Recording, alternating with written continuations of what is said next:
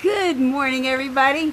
This is Sharon Giss out by my pool in excuse me, in Summerlin or Las Vegas. So if you don't know, Summerlin's in Las Vegas.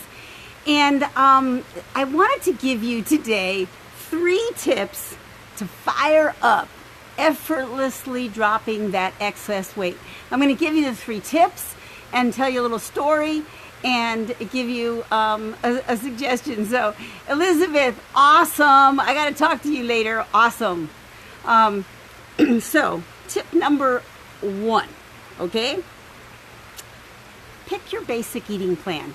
The other day, I started this whole conversation about eating a plant-based diet, and other people were talking about a keto diet. Hey, Jerry, nice to see you. And this always asks if I want to tag somebody who I never want to tag, and I don't know why it particularly asks her that. It's very funny. Anyway, what I started to say, though, was there was this whole lively discussion about being a fanatic about a plan or not being a fanatic. And here's the thing. You want to choose a basic plan that you can live with, that makes sense to you, that rocks in your mind. But if you don't have any plan, then you keep on doing the same thing you've been doing and expecting a different result. And we know what that is. That's called insanity. Okay, number 1 tip. Number 2 tip, make a positive decision about going forward. Now, I'll talk about that a little bit more, but the 3rd tip is going to be eliminate empty, useless food, like sugar and pastries and food that has no real nutritional value. So that's the 3 basic tips.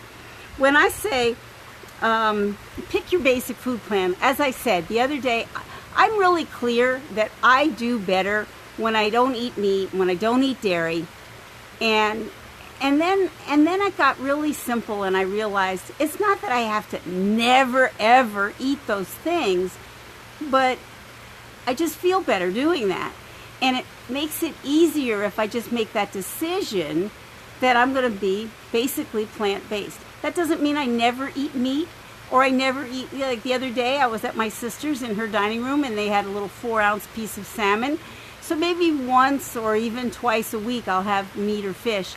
But most of the time on my own, I'm skipping those things. Okay. Number 2, when I said make a positive decision, I'm going to tell you a little story here quickly. I was with somebody who was wanting some help on her computer, and she had been told that she should follow the Grain Brain program and buy the book on Amazon. So we're looking at it. Now, I know this person doesn't cook. I know this person actually chose where she lives. Hey, Jerry, it's nice to see you. She chose where she lives because they have a dining room. She doesn't have to cook. So for her to set herself up to have to cook is a little bit like shooting yourself in the foot. And the Grain Brain, it's exactly the opposite of what I do, and I don't care. It's like pick your poison, whatever it is you want to do. And she's looking at it and she said, oh, I'd have to give up bread. I'd have to give up pasta. I don't know, and what I finally said to her is forget all these plans. Make a decision to just give up bread and pasta because she's very gluten sensitive, and to eliminate dessert.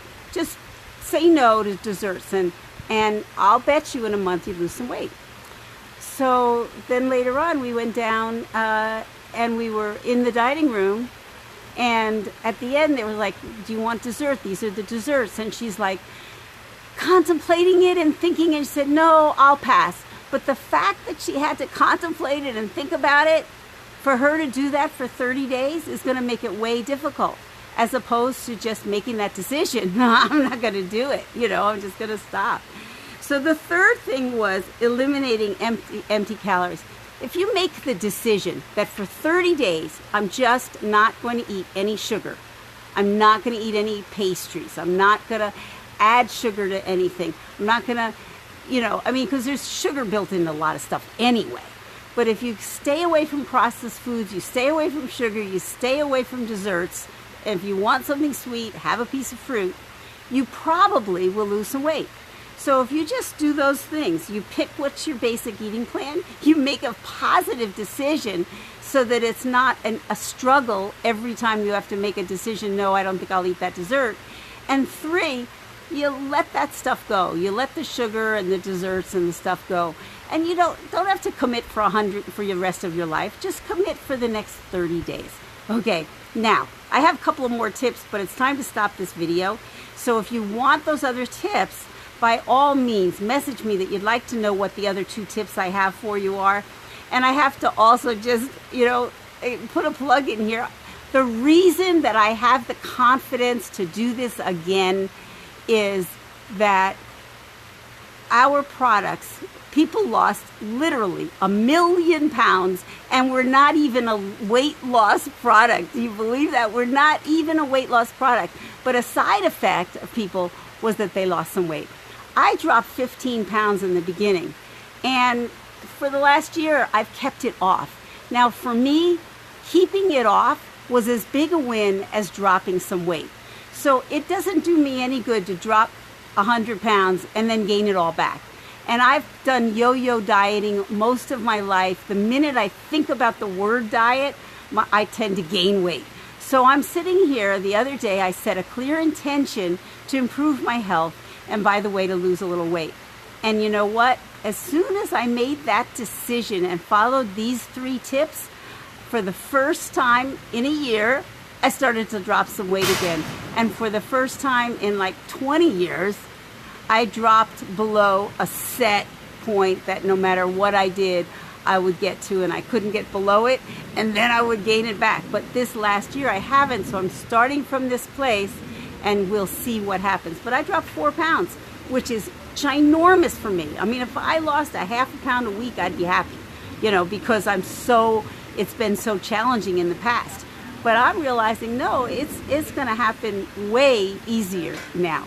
God bless you. Have an awesome day.